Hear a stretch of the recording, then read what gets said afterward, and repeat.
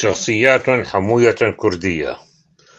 أعلام في سطور: الطبيب عبد الله حمشو، رئيس فرع نقابة الأطباء بحماة، وإنجازات كثيرة لخدمة محافظة حماة.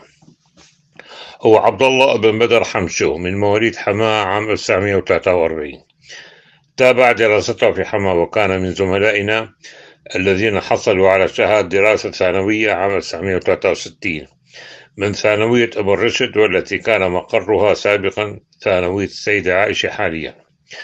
التحق عام 1963 بكلية الطب في جامعة القاهرة ليتخرج عام 1970 طبيبا اختصاصيا بالجراحة العامة.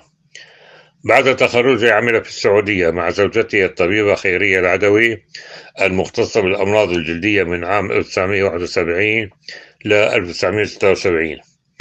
عاد إلى حماة ليفتتح مشفى الشرق وليعمل بها مع زوجته. انتخب رئيسا لفرع نقابة الأطباء بحماة من عام 1994 ل 2005.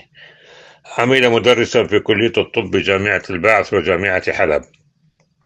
كانت فترة رئاسته لفرع نقابة الأطباء بحماة فترة غنية بالإنجازات التي حصلت على يديه، فقد أدخل إلى مقر فرع النقابة بحماة لأول مرة جهاز رنين مغناطيسي، ثم جهاز تفتيت الحصى، ثم أنشأ مشفى الكحة لأمراض العيون.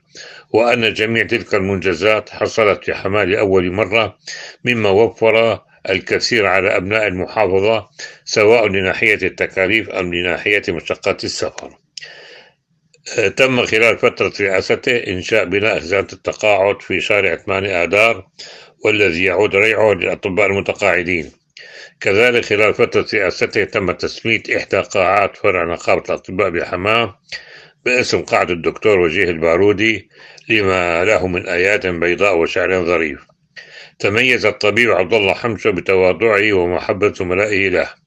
أقعده المرض عن ممارسة العمل منذ عام 2012، حيث اضطر للسفر إلى القاهرة لمتابعة علاجه، لكن يد المنون اختطفته في عام 2018 وليوار الثرى في القاهرة. المحامي معتز البرازي.